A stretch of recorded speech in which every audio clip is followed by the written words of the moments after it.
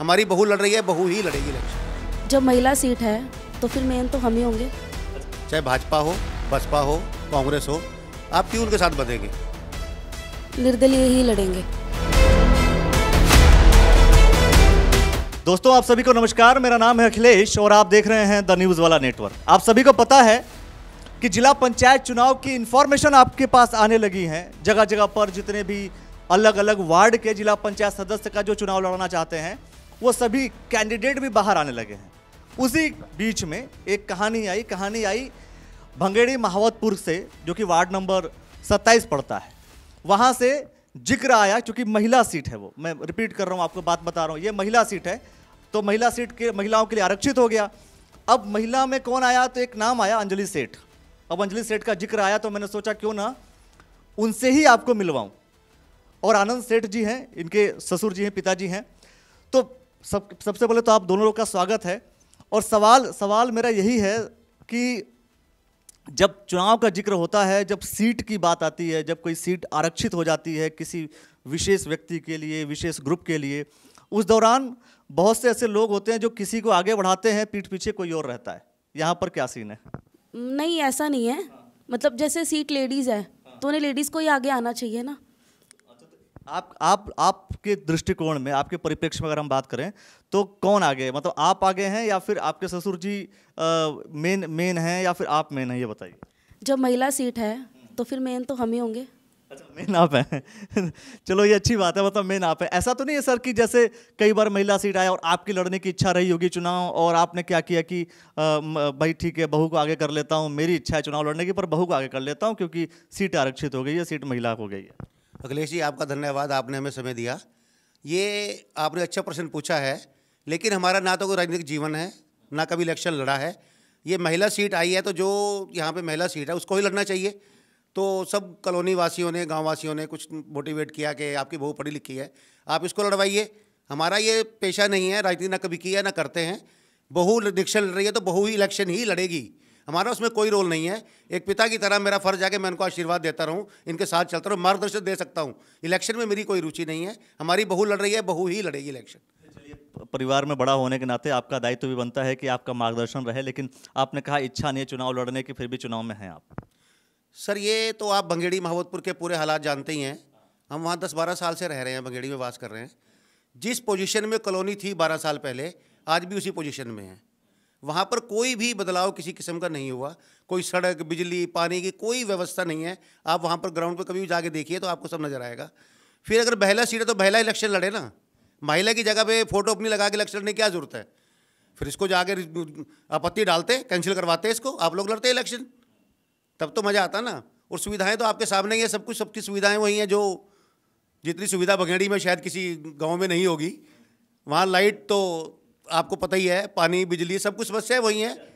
समस्याओं की बात तो आपसे बाद में करूँगा, आपसे कर लेता हूँ कि आपको इस बात का पता भी है कि वहाँ पर समस्या क्या है, क्योंकि कई बार होता है कि जब कोई व्यक्ति चुनाव लड़ने तो आ जाता है, बट उसको पता ही नहीं होता कि समस्या क्या है क्या नहीं है। क्या कौन सी ऐसी समस्या आपको दिखती है? सबसे पहले ये बताइए। सबसे पहले हम गाँव की बात करेंगे। जैसे हम जैसे गाँव में एंटर करते हैं, वहाँ की रोड्स एक तो कंजस्टेड है, और ऊपर से जो पानी की निकासी है वो ओवरफ्लो हो जाते हैं। चलना बहुत मुश्किल है। बच्चे जैसे स्कूल जाते हैं, उनके लिए भी बहुत बड़ी प्रॉब्लम है। तो सबसे बड़ी चीज़ ये है, सड़कें अंदर की जो हैं बहुत छोटी छोटी हैं और बिल्कुल टूटी फूटी है। गड्ढे इतने बड़े बड़े हैं, जल भराव हो जाता है, ज़रा सी बारिश होने की देर है, इतना पानी, स्मेल, आप जा नहीं सकते वहाँ पे। बात तो ये है कि जीतने के बाद क्या आपके पास कोई ऐसी आइडिया है, ऐसा कोई थॉट है कि हाँ ये कुछ नया कर देंगे या इस समस्या का समाधान कर देंगे? क्योंकि जनता कहीं ना कहीं वोट करेगी तो इसी बात को लेकर के वोट करेगी कि आप कोई समस्या का समाधान कर सकती हैं या नहीं, या कोई नई एक्टिविटी या कोई नई चीज़ आप वहाँ पर लागू कर पाएंगी या नहीं। सवाल तो यही है ना। हमने एक बात सभा में भी बोली थी कि हम यहाँ पे एक कमेटी बनाएंगे, जो कि 3-4 गांव हैं, सब में से 2-2 लोग, एक कमेटी बनाई जाएगी जिसमें पूरे फंड का हिसाब होगा कि कितना लगाना है, कितना करना है, कि किस चीज़ के विकास पे कितना लगाया जाए, तो वो सब हिसाब उसमें रखा जाएगा। ये अच्छा है कि कमेटी जो बनेगी वो कहीं ना कहीं गांव के जो लोग रहेंगे सर, वो गांव के लोग वहां पर एकत्रित होकर के डिसाइड करेंगे सब चीज़ों का। चलिए, एक सवाल और बनता है कि आप निर्दलीय चुनाव लड़ रही हैं, है ना भाई? भारतीय जनता पार्टी की सरकार है, कांग्रेस पार्टी के लोग हैं, बसपा है, कहीं पर सपा भी है। अब जिक्र ये होता है कि लोग लड़ते हैं किसी न किसी पार्टी से, तो किसी पार्टी से जब आपको चुनाव ही लड़ना है तो किसी पार्टी का चुनाव लड़ लीजिए, किसी पार्टी से सिंबल ले लीजिए, आपको फायदा मिल जाएगा, कैडर वोट का फायदा मिलेगा। निर्दलीय ही लड़ेंगे। मतलब निर्दलीय क्यों? मतलब आप कई बार होता है ना कि लोग पार्टी से चुनाव लड़ते हैं और आप कह रहे हैं कि मैं भाई निर्दलीय क्यों लड़ेंगे? सर, निर्दलीय लड़ने का एक फ़ायदा मिलता है। अगर आप तो बहुत राजनीतिक एक्सपर्ट आदमी हैं। मैं राजनीतिक एक्सपर्ट नहीं हूँ, राजनीतिज्ञों से बात कर रहा हूँ, मेरा तो काम है सिर्फ सवाल करना। अखिलेश जी, मेरा कहना ये है, किसी भी पार्टी के साथ बंध के आप काम नहीं कर सकते। चाहे भाजपा हो, बसपा हो, कांग्रेस हो, आप क्यों उनके साथ बंधेंगे? आपको वही व्हीप के ऊपर जारी चलना है, ये आपने यहाँ वोट देनी है, यहाँ लेनी है। हम उसको चुनेंगे, अध्यक्ष भी उसको बनाएंगे जो हमें लगे कि ये हमारी समस्याएं दूर कर सकता है, बात कर सकता है। वो बात की बात है, बोर्ड किसका बनता है, क्या होगा, वो बात कर दी तो मैं सवाल तो जरूर करूंगा कि अध्यक्ष जो है, जैसे मान लीजिए जिक्र किया जा रहा है यतीश चौरानंद जी हैं, जो कि भारतीय जनता पार्टी से शायद वो लड़े और जीत करके शायद वो अध्यक्ष बनने की दौड़ में रहेंगे, तो आप उनको सपोर्ट करेंगे ना? ये अभी सब अतीत में है। अगर वो उनको सपोर्ट करेंगे ना, अगर जनता ने मौका दिया, ये अतीत की बात है कि क्या होगा, अभी कुछ नहीं उसमें है कि हम ये करेंगे, उनको सपोर्ट करें, नहीं करेंगे, वो बात की बात है। लेकिन हम सपोर्ट उसे करेंगे जो हमारी समस्याओं को दूर करेगा। दूर तो चाहे वो कांग्रेस हो, चाहे भाजपा हो। निर्दलीय लड़ने का क्या मतलब है? निर्दलीय का यही मतलब है कि जहां हमें मान सम्मान मिलेगा। मान सम्मान का डेफिनेशन क्या है? डिफिनेशन ये है कि जो हमारी समस्याएं दूर करेगा, हमारी मांगे पूरी करेगा, कि हाँ जी आपके गांव में ये काम होने हैं तो उसको करवाए, वो लिखित में देगी, हम आपकी जो समस्याएं को दूर करेंगे। आपके गांव के जो विकास की लहर बयानी आप आए और जीत के, हम जनता से वादा करके जा रहे हैं कि हम वहाँ पर सब विकास का कराएंगे, ये करेंगे, वो करेंगे।